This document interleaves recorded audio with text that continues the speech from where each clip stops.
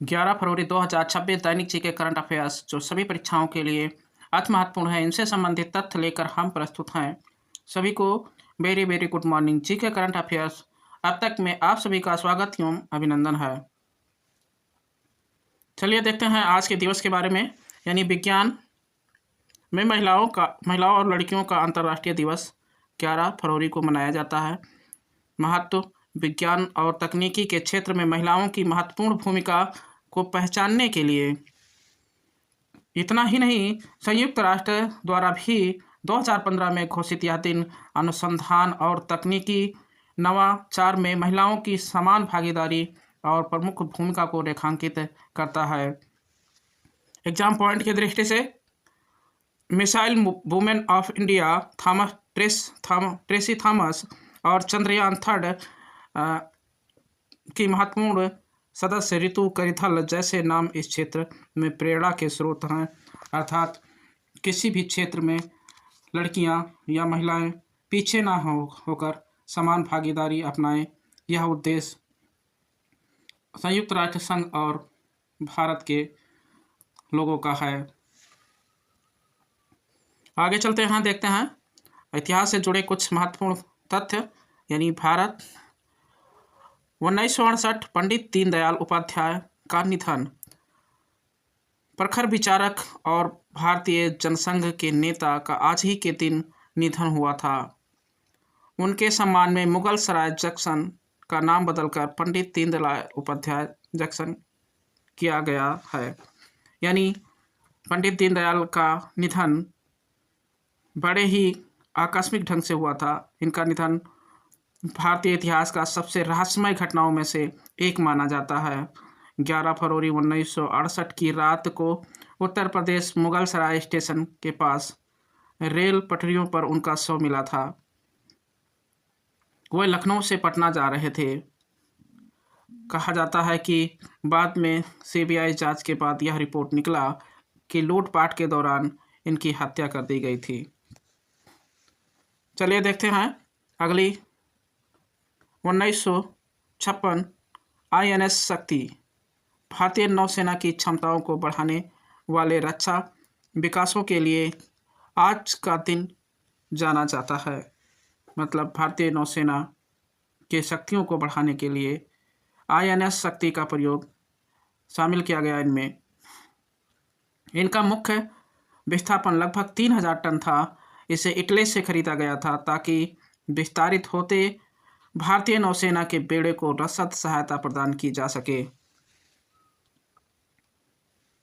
विश्व से जुड़े कुछ ऐतिहासिक तथ्य।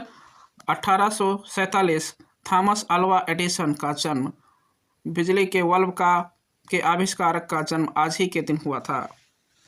यानी 11 फरवरी 1848 को महान अमेरिकी आविष्कारक थॉमस अल्वा एडिसन का जन्म ओहियो में हुआ था। इन्होंने इलेक्ट्रॉनिक बल्ब, मोनोग्राफ, मोनोपिक्चर कैमरा आदि का आविष्कार किया। 1990 नेल्सन मंडेला की रिहाई।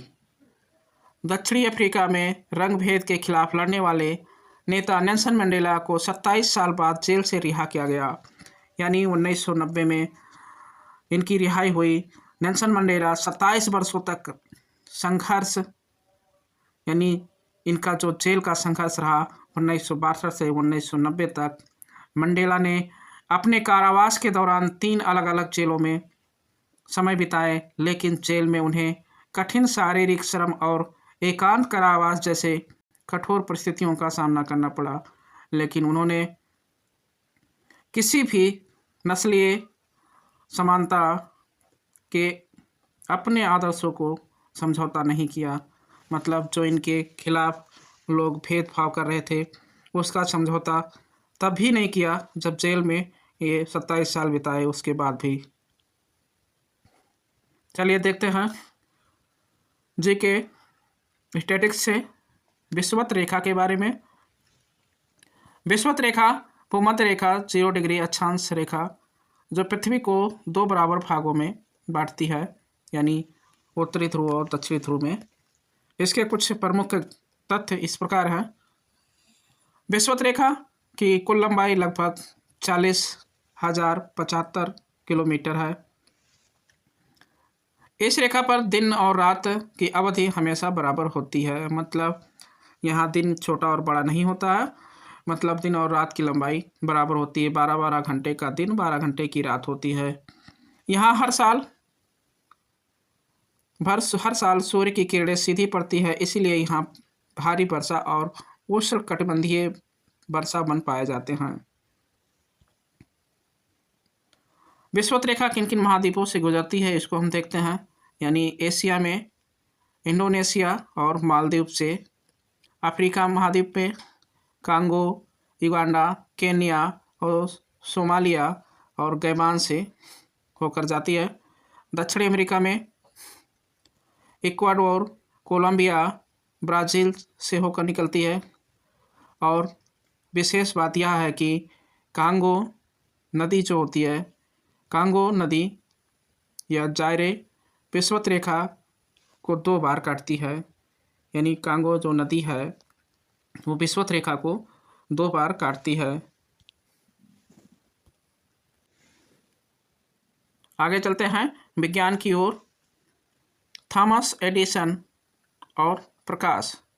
विद्युत बल्ब। एडिसन ने पहला व्यवहारिक बल्ब बनाया जिसमें टंगस्टन का फिलामेंट होता है, क्योंकि इसका गलनांक बहुत ऊंचा होता है, लगभग 3422 डिग्री सेल्सियस होता है। अक्रिय गैस। बल्ब के भीतर ऑक्सीकरण रोकने के लिए ऑक्सीजन रोकने के लिए नाइट्रोजन या आर्गन जैसी गैस भरी जाती है, मतलब बल्ब के अंदर कालापन ना आए। जैसे कोई चलता है तो काला हो जाता है, तो कालापन ना आए, इसीलिए उसमें नाइट्रोजन या आर्गन की गैस भरी जाती है जो अक्रिय गैस होती है। अनुवांशिकी यानी जेनेटिक्स। गुणसूत्र। मनुष्य में 23 जोड़े गुणसूत्र होते हैं। 23वां जोड़ा लिंग निर्धारण करता है। डीएनए। इसकी खोज फ्रेडरिक मिशर ने की थी, लेकिन डबल हेलिक्स मॉडल वाटसन और क्रिक ने दिया था। गुरुत्वाकर्षण यानी ग्रेविटी। विषुवत रेखा पर प्रभाव। पृथ्वी के अपने अक्ष पर घूमने के कारण विषुवत रेखा पर गुरुत्वाकर्षण बल का प्रभाव न्यूनतम होता है। यानी ये कहा जाए कि विषुवत रेखा पर गुरुत्वाकर्षण यानी कम हो जाता है और वहीं ध्रुवों पर गुरुत्वाकर्षण बल सर्वाधिक होता है। विषुवत रेखा पर वजन। क्या आप जानते हैं यदि आपका वजन विषुवत रेखा पर पाएंगे तो वहाँ ध्रुवों की तुलना में लगभग 0.5% कम होगी। ऐसा पृथ्वी के उभार और अपकेंद्रीय बल के कारण होता है। यानी ये समझ लीजिए कि जहाँ गुरुत्वाकर्षण कम होगा वहाँ आपका वजन भी कम होगा, और जहाँ गुरुत्वाकर्षण अधिक होगा वहाँ आपका वजन अधिक होगा। आप ऐसी यही तुलना कर लीजिए, जैसे जैसे आप कहीं ऊपर जाते हैं तो आपका वजन जो होता है कम होता जाता है। यानी गुरुत्वाकर्षण बल पृथ्वी पर सबसे अधिक होता है, और जैसे जैसे ऊपर जाएंगे तो गुरुत्वाकर्षण बल कम होता चला जाता है। आइए देखते हैं इन सभी से 10 महत्वपूर्ण प्रश्नों की ओर चलते हैं और इनके उत्तर देने का प्रयत्न करेंगे। पहला क्वेश्चन, कौन सी नदी विषुवत रेखा को 2 बार काटती है? Option A Nile, option B Amazon, option C Congo और ऑप्शन डी लिम्पोपो। तो राइट आंसर ऑप्शन सी यानी कांगो नदी जो होती है विषुवत रेखा को 2 बार काटती है। अगला क्वेश्चन देखते हैं, नेल्सन मंडेला को कितने वर्षों की जेल के बाद 11 फरवरी 1990 को रिहा किया गया था? ऑप्शन ए 15 साल, ऑप्शन बी 20 साल, ऑप्शन सी 27 साल, ऑप्शन डी 23 साल। तो राइट आंसर ऑप्शन सी 27 साल बाद 1990 को इनको रिहा किया गया था। अगला क्वेश्चन देखते हैं, विषुवत रेखा निम्नलिखित में से किस महाद्वीप से होकर नहीं गुजरती? Option A Asia, option B Africa, option C Europe, option D दक्षिणी अमेरिका। तो तीसरे का right answer option C Europe से होकर नहीं गुजरती। अगला क्वेश्चन देखते हैं चौथा। थॉमस अल्वा एडिसन ने किस भारतीय उपकरण का आविष्कार किया था? किस प्रसिद्ध उपकरण का आविष्कार किया था? तो option A telephone, option B बिजली, option C radio, option D television.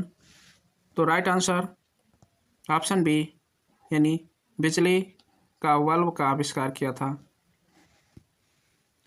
अगला क्वेश्चन देखते हैं। गुरुत्वाकर्षण बल का मान पृथ्वी पर सबसे कम कहाँ होता है? ऑप्शन ए उत्तरी ध्रुव, ऑप्शन बी दक्षिणी ध्रुव, ऑप्शन सी विषुवत रेखा, ऑप्शन डी कर्क रेखा। तो राइट आंसर ऑप्शन सी यानी विषुवत रेखा पर कम होता है। छठा क्वेश्चन।